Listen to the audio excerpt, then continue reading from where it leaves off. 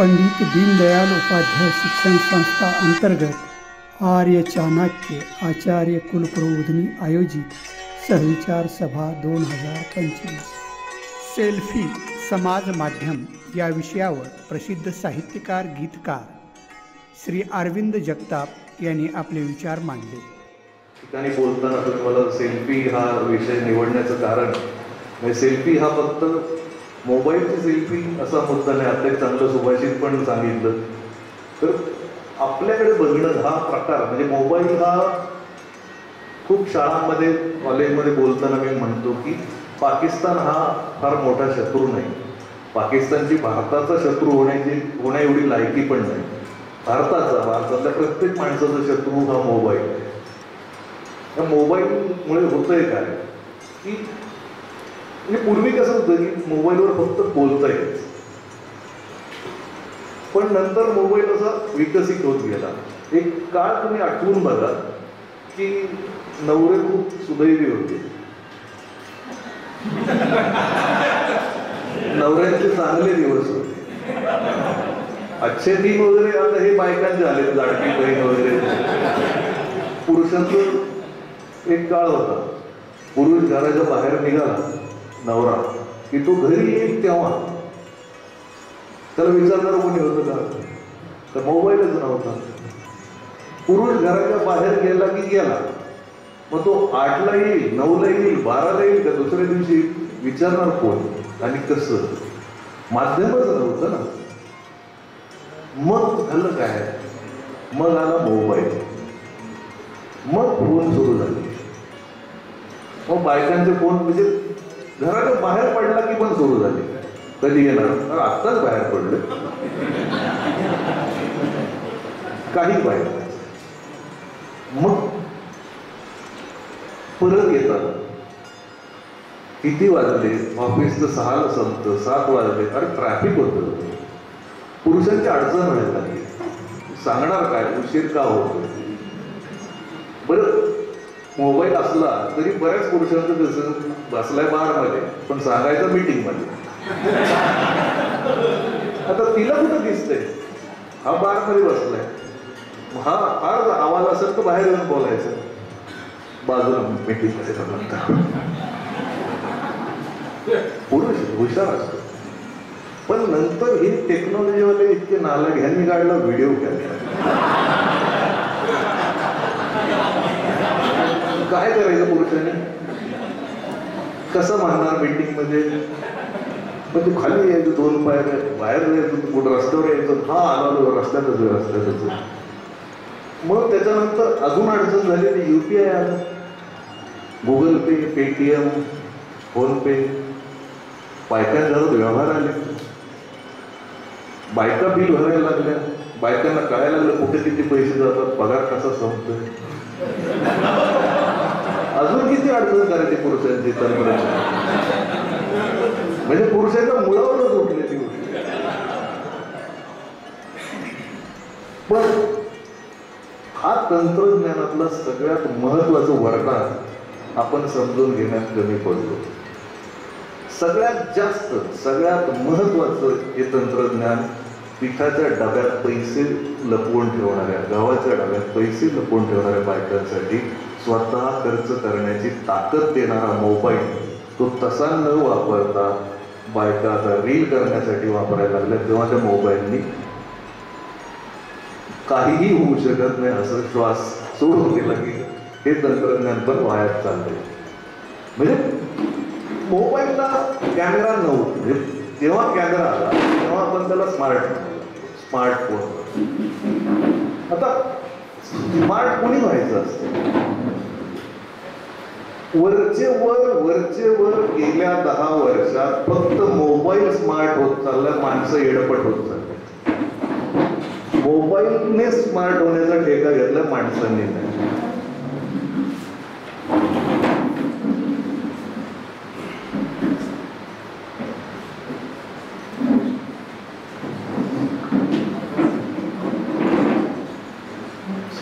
मग mobile smart झाला म्हणजे काय झालं, तर पूर्वी मोबाईलने फक्त मागच्या बाजूला कॅमेरा होता, लोकांचे फोटो काढता.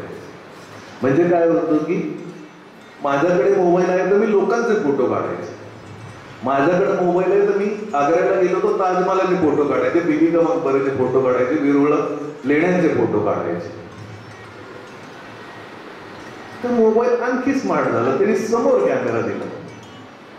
मग लोकांनी लोकांचे फोटो काढणं बंद केलं. मग ते सगळे असतात स्वतःचेच फोटो.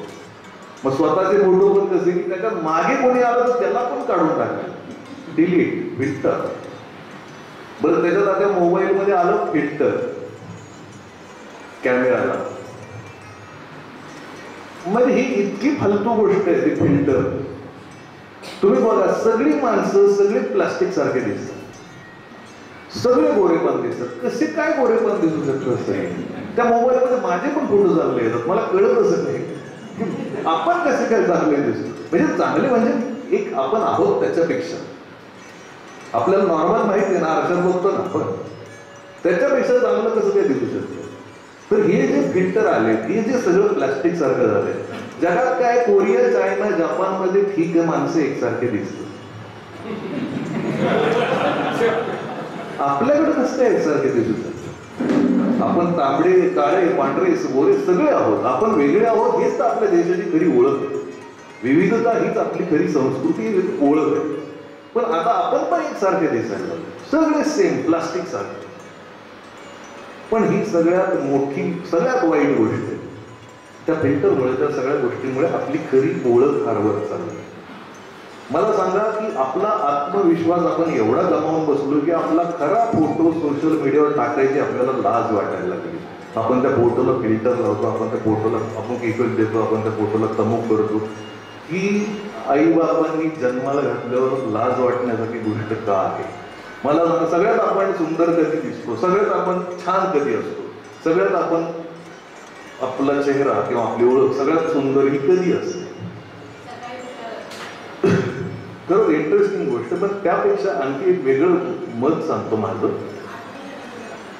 जेव्हा काय म्हणत, हा बरोबर, पण या सगळ्यांच्या बरोबर आणखी एक गोष्ट आहे. आपण सगळ्यात सुंदर कधी दिसतो, आपण सगळ्यात छान कधी दिसतो? जेव्हा आपण आपल्या आई वडिलांसारखे दिसतो.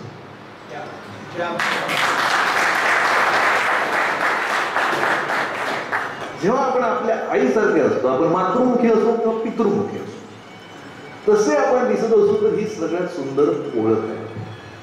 त्याच्यावर फिल्टर, त्याच्यावर इफेक्ट, त्याच्यावर अमुक, त्याच्यावर तमुक का दुसऱ्याचं म्हणून ओळख करतोयस? स्वतःच्या आई वडिलांची ओळख आहे तशीच राहू दे, डाऊट येऊ देऊ नको, हे कुठल्याने करू नको. पण आता काय झालं, या सेल्फीच्या नादात आपण अनुकरण प्रिय झालं, कॉपी पेस्ट. म्हणजे आता कोणी असं केलं की त्यात ओठांचा चंबुबा करतात, कळत काय बावळा. पण एकीने केलं की 10 झाली, सगळं तसंच. तुझी काहीतरी वेगळी शैली बनव, तू काहीतरी वेगळ्या स्टाईलने फोटो काढ. पण हे आपल्याकडे नाही, ट्रेंड आलाय ना. ही जी सगळ्यात मोबाईलमुळे गोष्ट झाली ती सगळ्यात वाईट आहे. आणि शिक्षणात सगळ्यात मोठा धोका या गोष्टी. म्हणजे मोबाईलमुळे गुगल आपल्याला फार सोपं झालं, पण गुगलवर शिक्षण म्हणजे आता मुलं बऱ्याचदा त्या लॉकडाऊन पासून तर शिक्षकाचं किंवा पुस्तकाचं त्यांना महत्वच वाटेनाचं झालं. सर्च कर गुगलवर, गुगल आता लांब आहे, चॅट जीपीटी, सगळं त्यांना त्याच्यावरच पाहिजे. म्हणजे शिक्षकाने सांगितलं तरी त्याच्यानंतर चॅट जीपीटी. पुढे आता युट्यूबवर क्लासेस, गुगलवर क्लासेस. पण गुगलवर नाही शोधता येणार तुम्हाला, जगणं गुगलवर नाही शोधता येणार. गुगलवर काय आहे, तुम्ही फुलाचा फोटो बघू शकता.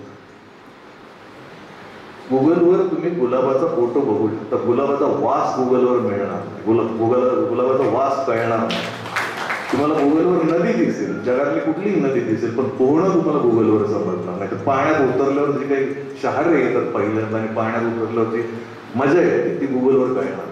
त्यामुळे प्रत्यक्ष अनुभव घेणं हे या मोबाईलमुळे, इंटरनेटमुळे आपण कमी करत चाललो.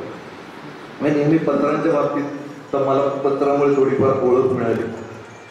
पण पत्र ही एक भावना जी, तुम्ही हा विचार करा की पत्र म्हणजे आपल्या लहानपणी माझ्या तुम्हालाही माहीत असेलच तुमच्या घरात पण, की तारेत अशी कोचून ठेवलेली असायची पत्र, घरी आलेली पत्र अशी तार असायची, तर तारेत पत्र कोचून ठेवलेली असायची. आणि त्याच्यातली अटॅचमेंट ही होती की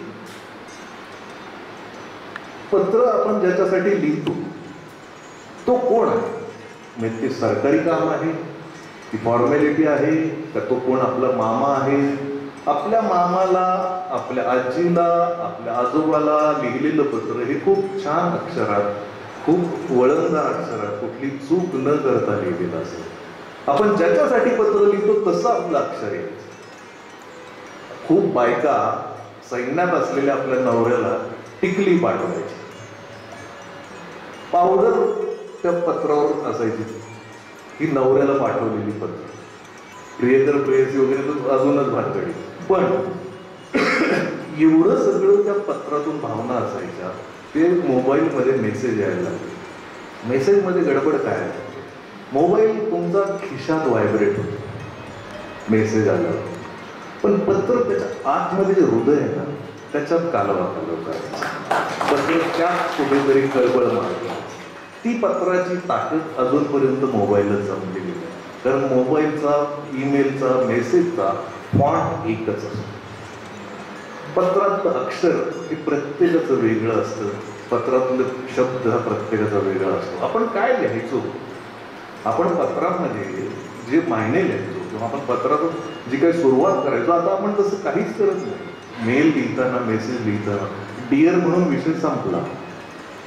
ही आपण किती कृत्रिम होत चाललोय. ची चौका, तीर्थरूप, काय काय एक एक शब्द होते, आता आहे का ते कुठेतरी आपण वापरतोय. हाय म्हणून, डिअर म्हणून विषय संपवतो. ही जी आपल्याला ह्या इंग्रजीमुळे वळण लागलं ते फार भयानक आहे. म्हणजे तुमचं शिक्षकांची सगळ्यात मोठी जबाबदारी की आपल्यातला संवाद, मुलांमधला भाषा ही हरवत चालली. ही मुलं सगळ्या गोष्टींचा शॉर्ट फॉर्म करतात. ही मुलं इतकी बिघडली, ह्या नवीन पिढी चॅटिंग या प्रकरणामुळे ही मुलं इतकी बिघडत आहेत की हे एक्सप्रेशन सगळं विसरून गेले भाषेत. म्हणजे थँक्स ही आपली गोष्ट नाही आहे, सॉरी ही आपली गोष्ट नाही.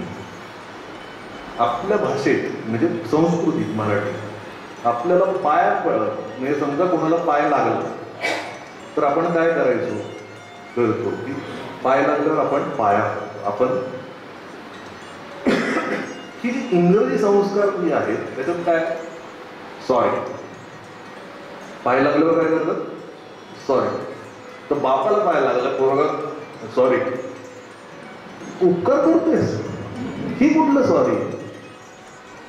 आईने पाणी आणून दिलं ग्लासभर, थँक्स. हे काय थँक्स आहे. म्हणजे जर विचार करा, सॉरी किंवा थँक्स नसतं तर आपण काय करायचो.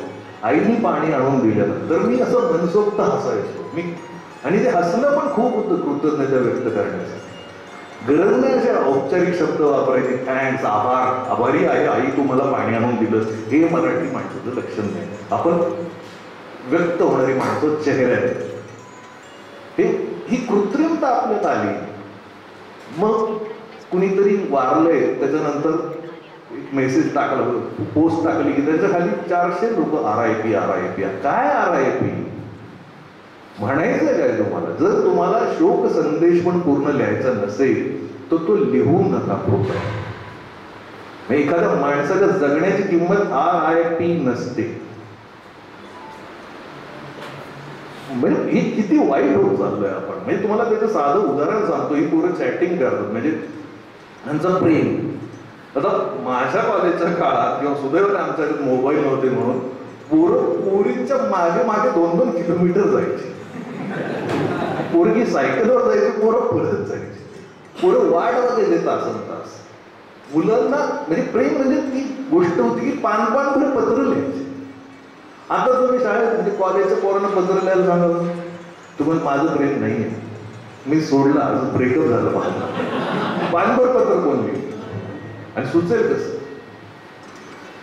हा सगळ्यात मोठा प्रॉब्लेम झालाय की ते सायकलवर जाणं, घराच्या समोर उभं राहणं, ते ह्या सगळ्या जे एक्सप्रेशन होतं, स्वतः कष्ट करायचे होते. आता काय, त्याच्याकडे मोबाईल आहे, तिच्याकडे मोबाईल आहे, गोधडीवर गेली, चादरवर गेली, चॅटिंग चालू. पण चॅटिंग मध्ये काय प्रेम एकमेकांना व्यक्त करतायत? जेवण झालं का? तिला बनवता येत नाही, त्याला बनवता येत नाही, आईबाप बनवते, ते विचारतो झालं का? विचारायला काय लागते? एकत्र आले तर मॅगीच खाणार आहेत आयुष्यभर, येत काहीच नाही. बरं, त्याच्या पलीकडे शब्द कसे, माझं तुझ्यावर आभाळ एवढं प्रेम आहे, असं कुठेतरी वाचलेलं बरोबर गोष्ट. काय म्हणतोय? माझं तुझ्यावर आभाळ एवढं प्रेम आहे. आणि हा नालायक आय लव्ह यू कसं लिहितोय? I L U. हे लिहिण्यातच एवढा कंट्रोल, तो आभाळ एवढं प्रेम कधी करणार गाडवा? हे सॉरी कसं लिहितात? SRY. थँक्स कसं लिहितात? THNX. इतके कठोर, इतके होपलेस लोक कसे काय जन्मलेत आपल्याकडे, की ज्यांना हे शब्द पण पूर्ण लिहायचे नाही. हे काय शॉर्टकट आहे? कोण आहे ते? पंतप्रधान आहेत, राष्ट्रपती, यांना काय काम असतं एवढं की SRY असं लिहितं सॉरी पण? बरं, हे हिनं पण आता बंद झालेलं आहे. इमोजी पाठवतात, गोल बॉल प्लास्टिकचे. प्रियकर प्रेयसीला स्माईल पाठवतो, मग ती त्याला हग पाठवते, मग हा तिला किस पाठवतो, मग हा तिला मिठी पाठवतो. काय चाललंय प्रेम? हे कसलं प्रेम आहे? काय याच्यात काय मजा आहे तुम्हाला? बरं, जोक एखाद्याला पाठवला तर त्याला खाली स्माइली पाठवावं लागतात, तर त्याला कळतं हा जोक आहे.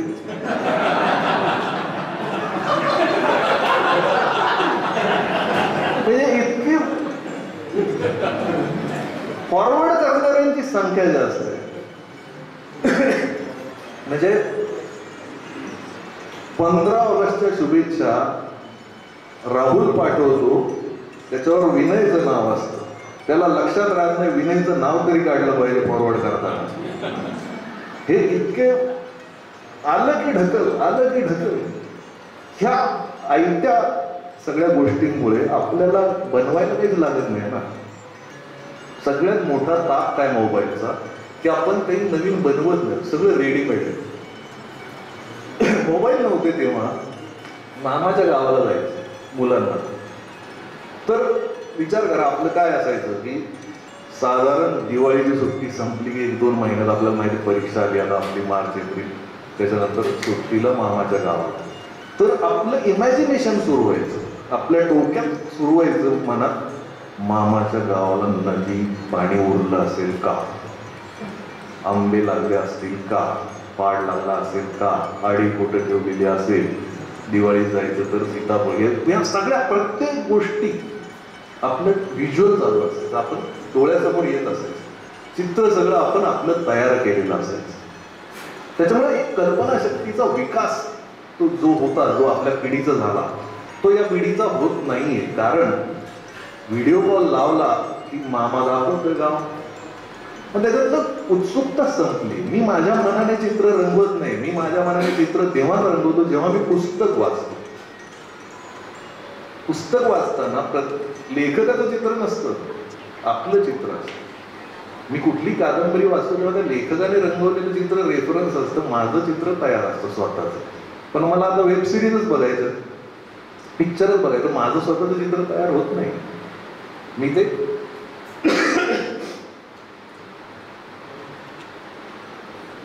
2 दिवस जरा तब्येत बरी नाही त्यामुळे माफ करा. तर ह्या चित्राचं कल्पनाशक्तीचं सगळ्यात मोठं नुकसान केलं मोबाईल. मोबाईलचे फायदे आहेत का तर मी तुम्हाला सुरुवातीला सांगेन की स्त्रियांना जेवढ्या पटीने फायदा आहे तो खरोखरच गंभीरपणे घेण्यासारखा आहे. की मोबाईलचे फायदे खूप आहेत की तुम्ही इंडिपेंडंट होऊ शकता. मोबाईलचा सगळ्यात मोठा फायदा हा आहे की चित्ते पिंपळगावमध्ये एखाद्या मुलांनी काही चांगली कविता लिहिली किंवा काही चांगली पोस्ट केली तर ती न्यूयॉर्क मधला माणूस वाचू शकतो. ही ताकद आपल्याला कळत नाही. चित्ते पिंपळगाव मधल्या मुलांनी काहीतरी शेतीची समस्या, काहीतरी चांगली रील बनवली तर ती जर्मनीतला माणूस बघू शकतो. ही मोबाईलची ताकद अजून आपल्याला कळली नाही. कुणीतरी त्या नावेवर असं काहीतरी फालतू डान्स करतो, आपल्याकडचा अर्धा भारत ती रील बनवतो. मला सांगा, ही फेसबुक कुठे शोध लागला? अमेरिकेत. ट्विटर अमेरिका, ऑरकुट तिकडेच, काय इंस्टाग्राम तिकडेच. ह्या सगळ्या गोष्टींचा शोध कुठे लागलाय? America, Europe. आणि ह्याच्यावर बोंबलत कोण चकाट्यात पिटत बसतंय? भारत. सगळ्यात जास्त लोक. मग जर आपल्याला एवढाच नाद आहे गप्पा मारायचा, टाइमपास करायचा, तर असा एक प्लॅटफॉर्म आपण का शोधू शकलो नाही याचा विचार आपण कधी करणार आहोत का? मग एक शिक्षक म्हणून आपण हा विचार केला पाहिजे की आजपर्यंत तुमच्याकडून घडलेले लाखो विद्यार्थी इंजिनियर, डॉक्टर झाले.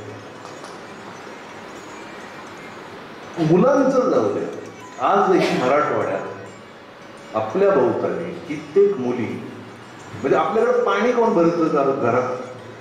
गावोगाव मुली. डोक्यावर घागरी, हंडे, कळशा, मुली पाणी भरतात. या मुली 2-2 घागरी, 2-2 हंडे घेऊन 4-4 किलोमीटरवरून पाणी आणतात. आजही ही परिस्थिती आहे. अक्षरशः कॉलेज होईपर्यंत मुलीचे हे केस पातळ झालेले असतात, अशा कितीतरी मुली आहेत. मग एवढ्या इंजिनियर्स, एवढे सगळे विद्यार्थ्यांनी तुमच्या एकाही मुलीला, मुलांचं जाऊ द्या, एकाही मुलीला असा शोध का लावा वाटला नाही की मी हे मुलींचं ओझं कमी करते, हे पाणी आणण्याचं जे ओझं आहे ते मी कमी करते, असं एकाही मुलीला का वाटत नाही? आपल्या शिक्षणातून हा संदेश का जात नाही की मी ज्या भागातून आलोय त्या शेतकऱ्यांसाठी मी काहीतरी केलं पाहिजे? अधिकारी बनला की तो शेतकऱ्यांचा दुश्मन कसा काय होतो मला कळत. म्हणजे असे किती अधिकारी, फार मोजके अधिकारी की जे खरोखर कनवाळूपणे शेतकऱ्यांचा विचार करतात, नाहीतर रिझल्ट दिसलाच असता. आणि जे अधिकारी ते खूप खरंच चांगलं काम करतात, पण त्यांची संख्या खूप मोठी असली पाहिजे आणि त्याच्यात शिक्षकांचा सहभाग सगळ्यात जास्त असतो. तो त्या विद्यार्थ्यांमध्ये घडवला. मला शिक्षकांचं नेहमी हे वाटतं की शिक्षक, आता सगळ्यात मोठी स्पर्धा शिक्षकांच्या आयुष्यात निर्माण झाली AI मध्ये. कारण मुलांच्या हातात दुसरा शिक्षक तयार आणि तो फार धोकेदायक आहे.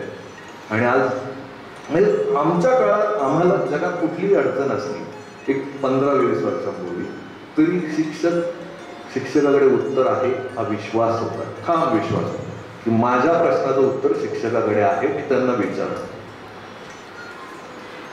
2च पर्याय होते मुलांकडे, आईबाप किंवा शिक्षक. आता आईबाप किंवा शिक्षक हे पहिले पर्याय पण राहिले नाहीत. आता AI हा पहिला पर्याय.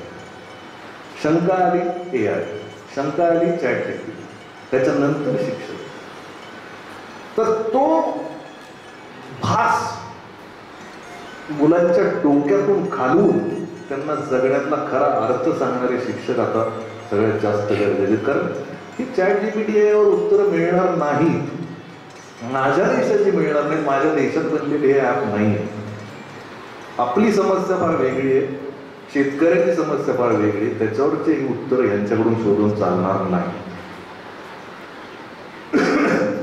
आणि शिक्षक म्हणून किंवा या सगळ्या गोष्टी तुलना म्हणून मला नेहमी असं वाटतं की सायकल चालवताना लहानपणी आपण घाबरत असतो प्रत्येकजण, आणि आपल्याला बसवत कोणीतरी, मोठा भाऊ, वडील किंवा कोणीतरी, आणि ढकलत असतं 1-2 दिवस, आणि ढकलता ढकलता कॅरियरला हात असतो त्यांचा, ते ढकलतात आणि सोडून देतात. आपण पुढे बघून सायकल चालवत असतो, आपल्याला माहिती पण नसतं की सोडून दिलेलं आहे, हात सोडून दिलेला. तर त्या विश्वासावर, त्या हाताच्या विश्वासावर आपण खूप पुढे सायकल चालवत असतो, खूप काळ सायकल चालवत असतो. तर माझ्या दृष्टीने तो जो हात आहे, जो आहे असं आपल्याला वाटतं, तो हात म्हणजे शिक्षक आहे, ज्या भरोश्यावर आपण सायकल चालवतो. तो हात कायम नसतो, तो हात आपल्या आयुष्यात काही काळ असतो, पुढे त्या हाताच्या विश्वासावर आपण सायकल चालवतो. तर हे काम शिक्षकांचं आहे. मला तुम्हाला फार उपदेश करायला मी इथं आलेलो नाही, मी फक्त शिक्षण व्यवस्थेवर बोलायला इथं आलेलो नाही. मला काही गोष्टी, मला काल ह्यांनी सांगितलं होतं की एक पत्र एखादं शिक्षकावर असलं तर मला असं काल त्यांनी सांगितलं की मला असं मनात आलं की तुम्ही गृहपाठ करायला सांगितलं तर विद्यार्थी करतात एका दिवसात. हा मुद्दा वेगळा आहे. पत्र हा मुद्दा वेगळा आहे. मला सगळ्यात महत्त्वाची गोष्ट अशी वाटते की आजचा जो काळ आला आहे त्याच्याबद्दल एक गोष्ट सांगतो तुम्हाला मी, की तुम्ही बस स्टँडवर पेपर वाटणारी माणसं बघितली असतात, मुलं बघितली. बस स्टँडवर पेपर वाटणाऱ्या मुलांचा तुम्हाला एक किस्सा.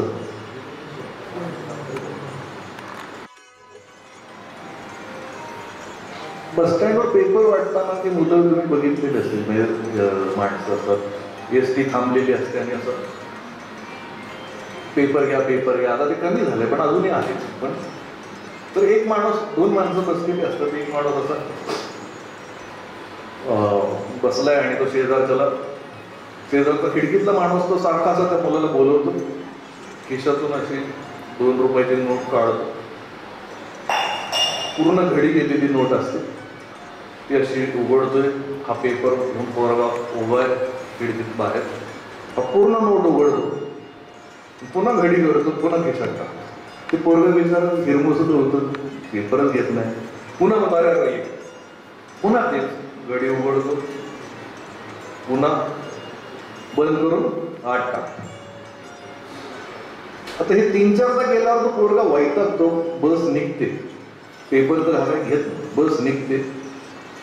बस गेटच्या बाहेर बस स्टँडच्या निघाली तेव्हा हा पुन्हा हात वर करतो. ते पोरगं पळत येतं, पुन्हा पेपर घेतं. हा ती घडी गेलेली नोट त्या पोराला देतो माणूस आणि बस निघते. तो बाजूचा माणूस आला, तो वैताग येतो, हे चालू एवढं 4-5 वेळा हे करतो आणि घ्यायचंच होतं तर तिथंच घ्यायचं, मग एवढं ते पोराला पळवलं होतं. तो पोरं माणूस असा पेपर ठेवतो समोर, आता उघडतो. तो बाजूचा माणूस हसायला लागतो त्याच्याकडं. तो पेपर विकत घेणार, तो हसायला काय झालं. तो बाजूचा माणूस म्हणतो पेपर परवाच आहे. तो पेपर विकत घेतलाय तुम्ही, तो परवाच आहे. म्हणजे जगात आता तुम्हीच फसवता असं, पण त्यांनी विकत काय 2 रुपयाची नोट फाटकी होती म्हणून याने गेटवर पेपर घेतला. कारण तो पोरगा आता पडूच शकत नाही ना त्याच्या मागे. तर ह्याला आनंद काय, फाटकी नोट दिली आणि पेपर घेतला. पुढे जाऊन काय कळलं, तर जगात हेच होणार आहे. जगात ही परिस्थिती आहे. पण त्यातून आपल्याला पुढे जायचं असेल, बरं आपल्याला सरकार आणि ह्या सगळ्या गोष्टींकडून पण अपेक्षा ठेवण्यात अर्थ नाही. तर आपण कुठल्याही सरकारकडून, शेतकऱ्यांनी काय, कुणी काय, कारण आपण लोकसंख्या म्हणून पण एवढे आहोत, एकूणच आपण वाढलोच एवढे की ते सगळंच अवघड आहे. किंवा सरकारच्या बाबतीत गोष्ट सांगायची तर एक बाई असते, ती चालत म्हणजे एका घरी जातील गावात आणि त्यांना त्या घरातल्या सून असते, ती घरात आवाज देते, तर त्या घरातली सून बाहेर येते. ही बाई म्हणते मला ताक पाहिजे होतं. ती तांबे घेऊन आलेली असते, ताक मागत असते. तिथं सोनबाई म्हणते नाही हो, ताक नाही आज घरी. तर ती बाई परत जाते. खूप गावाच्या पलीकडे हिचं घर असतं. पलीकडे गेलं येताना तिला हिची सासू दिसते. तर ही म्हणते का कुठे गेला होता, तुमच्याच घरी गेले होते, सासूला म्हणते. तर ती सासू म्हणते का नाही म्हणते ताक पाहिजे होतं, पण तुमची सून म्हणाल नाही. तर ती सासू म्हणते काय बोलता, माझी सून नाही म्हणाली ताक, असं कसं म्हणायला नाही, चला माझ्यासोबत. ती त्या बाईला परत घेऊन जाते की चला तुम्हाला ताक पाहिजे, चला. मग ती ह्या बाईला वाटतं काय सून आलाय काय, सासू बिचारी घेऊन चालली, बरं झालं. सासू घरी येतं, सासू आत जाते म्हणजे 2 मिनिटं थांबा. सासू आत गेली 5-10 मिनिटं बाहेरच येईल ना सासू. ही बाई परेशान, हळूहळू आवाज यायला लागतात भांडणाचे. सासू सुनीचं भांडण झालं, तू कशी नाही म्हणली, तुला काय अक्कल आहे का नाही, तुला काही संस्कार आहेत का नाही, तुला हे आहे का नाही. ही बाई म्हणजे ताक दे मोकळं, नंतर अर्धा तास भांडण बसली, ताक का देत नाही. मग ही आवाज देते सासूला, म्हणते ताक आहे का नाही, तुमचं भांडण होत आहे. तर ती सासू म्हणजे नाही ताक तर नाहीच आहे. ताक नाही तुम्हाला माहित आहे, तुम्हाला इतक्या लांब कशाला घेऊन आले, तो प्रश्न नाही. सासू कोण आहे, मी. अधिकार कोणाला नाही म्हणायचा, मला. कोण कशी नाही म्हणते, तिला काय अक्कल आहे का नाही, तिला काही संस्कार पाहिजे का नाही. घराच्या मालकीने नाही म्हणायचं. तसं आपलं केंद्रात जा, राज्यात जा, नाही आहेच आहे, फक्त फेरी मारायची. आपल्याला नकार हा सामान्य माणसाला. त्याच्यामुळे आता शेवटी काय होतंय की पूर्वी खड्ड्यात पडलेली पोरं वर काढली जायची. म्हणजे खड्ड्यात बोरला खड्डे घेतले पोरं विद्यार्थी सगळं गाव गळवायचं, कलेक्टर मुक्त. आता साधारण विधानसभेतले भाषण, साधारण त्यांचे राडे, हा वेटरला मारतोय, तो ह्याला मारतोय, त्याचं अजून काय सीडी येते, त्याचं अजून काय होतंय. म्हणजे एवढे निर्लज्ज लोकप्रतिनिधी असताना मी तुम्हाला सांगतो, आजच्या काळात जर बोरमध्ये खड्ड्यात जर पोरगं पडलं तर ते स्वतःवर येईल. तो स्वतःवर येईल. माझा तुमच्यावर भरोसा नाही. तुम्ही तुमचेच राडे करत बसा. कारण ही भाषा आपण निवडून दिलेल्या माणसांची ही भाषा, पायाला बांधून फिरेन, ह्याला असं करेन, त्याला तसं करेन. आणि कोण निवडून दिले आपण? हे कोण माणसं आहे? म्हणजे मला एक सांगा की या देशात हा काळ किती वाईट काळ आहे की तुम्ही तुमच्या मुलांना विधानसभेचं लोक प्रक्षेपण दाखवू शकता. ही भाषा आहे, भानगडी हे तुम्ही दाखवू शकता. म्हणजे ज्या लोकशाहीचे सगळ्यात मुख्य आधारस्तंभ, ज्या सभागृहाचं कामकाज जर आपण आपल्या पुढच्या पिढीला दाखवू शकत नसू, म्हणजे एखादी पोर्नोग्राफी चालू असं वाटत असेल, तर किती लाजीरवाणी होईल. आणि ही आपल्या समाजाची सेल्फी आहे. विधानसभा किंवा लोकसभा किंवा ही जी सभागृह असतात ही आपली सेल्फी असते. जशी प्रजा असते तसा राजा असतो. त्यामुळे ही आपलं रिफ्लेक्शन, आपण कसे आहोत, आपण काय मतदान केलंय याचं रिफ्लेक्शन आहे. याच्यासाठी शेवटची एक गोष्ट सांगतो आणि थांबतो की आपण, मला एक सांगा की आता पुरुषांच्या बाजूने कधी फार कोणी बोलत नाही. म्हणजे बायकांच्या बाजूने बोलले फार टाळ्या वाजवतात म्हणजे लोक. हे तुम्ही बघा, या कवी संमेलन असेल की शेतकऱ्यांच्या नावाने कविता असते. हा राहत असतो पुण्यात, मुंबईत, आणि हे शेतीच्या कविता करतो एसीत बसून. म्हणजे बरं किती डेअरिंग असावी कवींची. एका कवीची कविता काय होती कवी संमेलनात, काय वर्णन करू सांगा, काय वर्णन करू सांगा, भुईमुगा झाडावर डोलत होती, झाडावर डोलत होती भुईमुगाच्या शेंगा.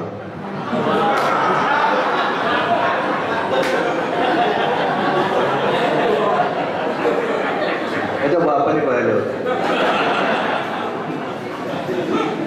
काय म्हणजे हे एसीत बसून शेतीच्या कविता. तसं शेतकऱ्याचं दुर्दैवाने मी सांगतो की शेतकऱ्याच्या नावानं रडण्याला जेवढी किंमत आहे ना, तेवढी पण शेतकऱ्याच्या रडण्याला किंमत नाही. म्हणजे जो गावात असताना शेतकऱ्यांचा नेता असतो ना, तो तिकडे जाऊन का इतका बिघडतो, मुंबईत गेला की तो का एवढा पागल होतो कळत. पण हे सगळेच शेतकऱ्याच्या नावाने गेलेले असो. तर बायकांच्या बाबतीत पण तीच कविता किंवा हे सगळं. पण तुम्ही बघा की कुठल्याही पुरुषाने कोथिंबीर घेऊन गेला, मेथीची गड्डी घेऊन गेला घरी, पालक घेऊन गेला स्वतः, किंवा कधी बायकोनी कौतुक केलं? कुठल्या तरी बायकोने कौतुक केलं? कोथिंबीर सडलेली, मेथी त्याचं तर गवताचे पान आहे, पालक देतो पार. तुम्हाला फसव, तुम्हाला तर काहीच कळत, तुम्हाला तर काय अक्कलच नाही. कितीला आणली? अरे बापरे. मग कधीच कौतुक नाही, काहीच कौतुक नाही, बिलकुल कौतुक नाही. काय त्या नवऱ्याने करायचं म्हणजे. पण मग काय होतं, निवडणूक येते, निवडणुकीचा प्रचार विचार सगळा होतो. मग मतदानाच्या आदल्या रात्री, विषय कधी येतो? मतदानाच्या आदल्या रात्री, जेवण झाल्यावर किंवा अमुक बायको नवऱ्याला म्हणते का उद्या कोणाला मतदान करायचं? अगं बाई, ज्याला कोथिंबिरीची अक्कल नाही, मेथीची अक्कल नाही, पालकातलं कळत नाही, त्याला तू पंतप्रधान, राष्ट्रपती, आमदार, खासदार निवडायचं काय विचारतेस? तुला वाटतं ना त्याला अजिबात नाही कळत.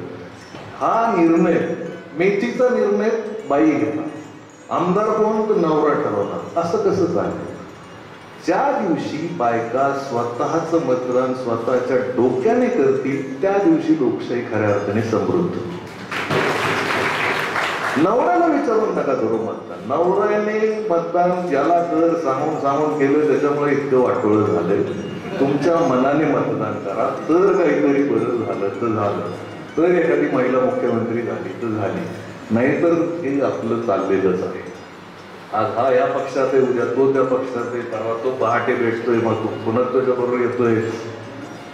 म्हणजे मला तो कोणी जो म्हणतो की मी फार चारित्र्यवान, नैतिक आणि असा तसा राजकारणी, आता तो विश्वास ठेवण्याच्या पलीकडे गेलोय आपण. तर या निमित्ताने मी फक्त शेवट करताना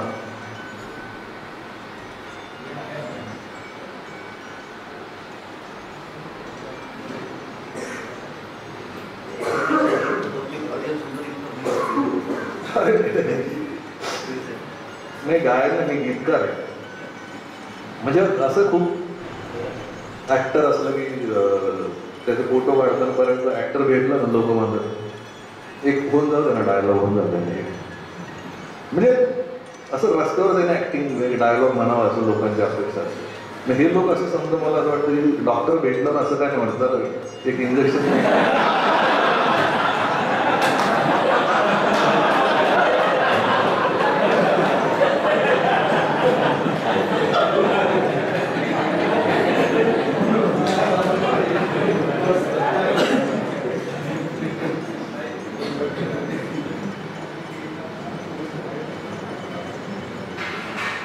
मी आता शिक्षण आणि ह्या विषयावर पुन्हा तुमच्याशीच पत्र वाचण्यापेक्षा वेगळं पत्र वाचतो. आपल्या भागातला विषय. मी हे पत्र कुणाला लिहितोय माहिती नाही, तरी लिहिणार आहे. सगळीच पत्र पोस्टाच्या पेटीत टाकण्यासाठी नसतात. काही पत्र लिहून सुद्धा आपल्यापाशी जपून ठेवायचे असतात. दडवून ठेवलेल्या नोटा एका रात्री कागदाच्या तुकड्यासारख्या होऊन जातात, पण तिच्याबद्दल लिहिलेला कागदाचा तुकडा सुद्धा नेहमीच लाख मोलाचा असतो. गुलजारच्या ओळी आहेत ना, लिखते रहे हैं तुम्हें रोज ही मगर ख्वाहिशों के खत कधी बेचही. तिला कधीच मनातलं सांगू शकलो नाही. कधी वाटायचं कविता लिहावी एखादी तिच्यावर, पण सुचली नाही. एकदा कदाचित काळजात खूप टोचत असावं, ते सहजासहजी सुचत नसावं. तरी दारात ओट्यावर आरसा ठेवून वेणी घालायची, रिबीनची गाठ मारायची, तेव्हा आपण रिबीन असतो तर असं वाटून द्यायचं. ती हलकेच टाकून द्यायची केसांचा गुंता, त्या हवेत उडणाऱ्या गुंत्याचा पाठलाग करावा असं वाटायचं. एवढे तिचे केस सुंदर होते. तिच्या डोळ्यात वेगळीच चमक होती. शाळेत सुद्धा गुरुजींनी प्रश्न विचारले की काजवे चमकावेत तसे तिचे डोळे चमकायचे. चुटकी सरशी फळ्यावर गणित सोडवायची. ती गणित सोडवण्याच्या निमित्ताने समोर उभी राहील म्हणून सुद्धा बऱ्याचदा आम्ही गुरुजींना मला उत्तर येत नाही असं सांगायचो. ती हुशार होती, पण बाकीच्या हुशार मुलींसारखी नव्हती. शाळेत असताना हुशार मुली नागतोड्यासारख्या वाटायच्या, पण ती प्रेमळ होती. एकदा शाळेत जात असताना वाटेत तिला झाडाच्या चिंचा दिल्या होत्या, तर शाळेतून परत येताना तिने भूगोलाची वही दिली तिची. म्हणाली, यात बघून उद्या पूर्ण करून दे. तू शाळेत काही लिहितच नाहीस. रात्रभर ती वही धरून बसलो होतो डोळ्यासमोर. एवढं सुंदर अक्षर होतं की 100 वेळा तरी वाचून काढली भूगोलाची वही. त्या वर्षी मी गुरुजींना सुद्धा भूगोल शिकवला असता, एवढा पाठ झाला. एकदा गहू निवडताना एक खडाच तोंडात टाकला होता तिने, आणि नेमकं मी बघितलं. काय लाजली होती. तिचं हे सिक्रेट मी आजपर्यंत जपून ठेवलं. उन्हाळ्यात वावटळ आली आणि तिच्या दारातले वाळत घातलेले पापड उडून गेले, तेव्हा आम्ही दोघंही मागं पळालो होतो पापडाच्या. कसलं भारी वाटलं होतं. गोल गोल फिरत जाणारी वावटं, डोळ्यात जाणारा पालापाचोळा आणि बेभान होऊन थांबणारे आम्ही दोघं. दम लागल्यावर थांबलो तेव्हा तिचे केस फार विस्कटून गेले होते. लिंबाचं पिवळं झालेलं पान तिच्या गालाला चिटकून बसलं होतं. आमच्या गोष्टीतलं तेवढं एकच पान आता शिकलं माझ्याजवळ. तशा फार भेटी झाल्या नाही. घराजवळ राहायची म्हणून दिसायची फक्त. कधी डोक्यावर पाण्याचा हंडा घेऊन जाताना, कधी जळणाचा डबा नेताना. एकदा लाईट गेली होती तिच्या घरची. बल्ब बदलायला मला बोलवून घेतलं. मी बल्ब लावला आणि तिच्याकडे बघितलं की ती घाबरली होती. काळजी वाटत होती तिला, की तिला मी बावळट वाटत होतो का तिला मी आवडत होतो, म्हणून ते काही कळलं नाही. आणि तिला काही विचारायची सोय नव्हती. माझ्यासारख्या 50% मिळवणारा मुलगा तिच्यासारखा 90% मिळवणाऱ्या मुलीला काय विचारणार. फार फार तर गणिताची शंका विचारू शकतो असं वाटायचं. आणि तिच्या मनात माझ्याबद्दल काहीही येत नसणार याची खात्री होती, कारण दिवसभर कामं असायची घरात तिला. त्यात 9वीचं वर्ष, पुढच्या वर्षी 10वी. सारखी पुस्तकात डोकं खुपसून बसायची. तिला ओट्यावर अभ्यास करताना बघून आई सारखं म्हणायची मला, तिच्याकडे बघ जर. आता आईला काय माहिती, मी तिच्याकडेच बघतो. तिला कोणी विचारलं की ती सांगायची मला डॉक्टर व्हायचं. आणि आमच्या गुरुजींना पण वाटायचं की ती नक्की डॉक्टर व्हा. तिचा बाप पण म्हणायचं माझी लेक डॉक्टर होऊन आली की बँड लावून मिरवणूक काढीन गावात. मला वाटायचं ही डॉक्टर झाली तर आपलं कसं. पुढे तिचं हुशार असणं एवढं मनावर बिंबवलं गेलं की प्रेम वाटण्यापेक्षा आदर वाटायला लागला तिचा. आपल्या वर्गात ती सगळ्यात हुशार मुलगी, एवढंच डोक्यात आलं. गुंड मुलगा आणि हुशार मुलगी यांच्या कोणी नादी लागत नाही, तसं काहीच असो. दरवर्षीप्रमाणे ऊस तोडणीचा हंगाम आला. या वर्षी पण तिचे आईवडील ऊस तोडायला जाणार. आजी आणि तीच असायची घरी. नेमकं त्या वर्षी आजी वारली तिची. 9वीतली पोरगी एकटी कशी सोडून जायचं, आणि परक्या गावात तरी कसं न्यायचं. तिथं आधीच 12 गावचे लोक, काय करायचं. अचानक एक दिवस बँडचा आवाज यायला लागला तिच्याच दारात. 9वीतच लग्न झालं तिचं. तिला 10वीची परीक्षा द्यायची होती, पण नवरदेव 10वी पास नव्हता म्हणून घरचे नाही म्हणाले. तिला शेवटचं बघितलं ते हळदीत. शाळेच्या फ्रॉकमध्ये पाहायचो. साडी करून हैराण झालो. खूप दूरची कुणीतरी वाटली, ओळख नसलेली. नंतर कधीतरी एखाद्या डॉक्टरकडे गेलो की आठवतं तिला पण डॉक्टर व्हायचं होतं. आता 2 लेकरं घेऊन फिरते का कोणाच्या शेतात काम करते. कधी वावटळ आले की प्रश्न पडतो ती सध्या काय करते.